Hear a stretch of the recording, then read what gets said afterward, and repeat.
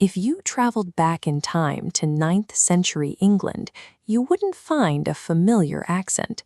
You would encounter a language that sounds more like a Viking spell.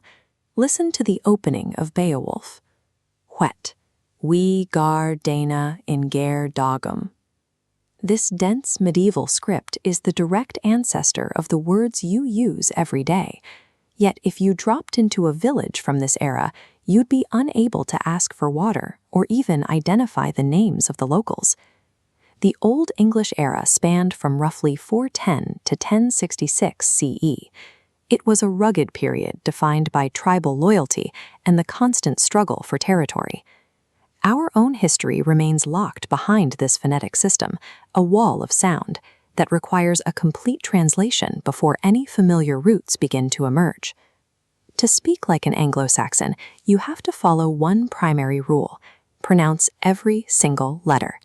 The modern habit of using silent vowels or soft endings hasn't been invented yet. You also have to use characters that have since vanished from our alphabet.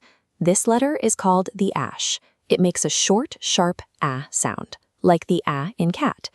You can hear it in the name of the Mercian ruler, Ethelflad. The prefix Ethel translates literally to noble. These names weren't chosen for their sound alone. They were constructed by snapping together specific functional meanings. Adopting these literal rules reveals how physical the language was. Every word required a deliberate, muscular effort to speak. This literal naming style produced historical records that sound bizarre to modern ears. Take the name Sexburga. Despite how it looks on a screen today, this was the name of a highly respected 7th century queen and saint.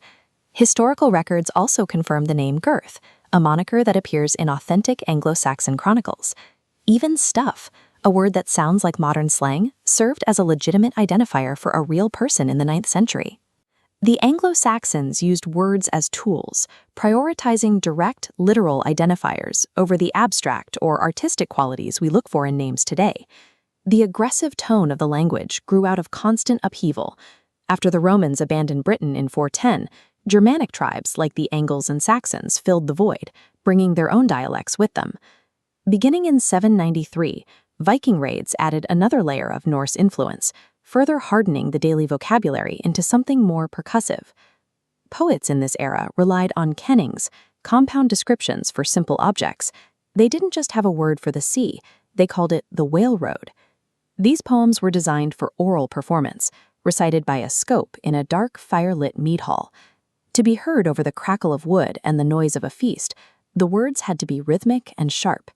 In a world without books, the only way for a story to survive was to make it loud and physically resonant. This percussive, rhythmic style was forged for the ear rather than the page. The event that ended this era is recorded in the Bayeux Tapestry. In 1066, the Norman conquest brought a new ruling class of French speakers to England. The newly installed Norman rulers discarded Old English characters and grammar, replacing them with French and Latin conventions used in the courts and churches.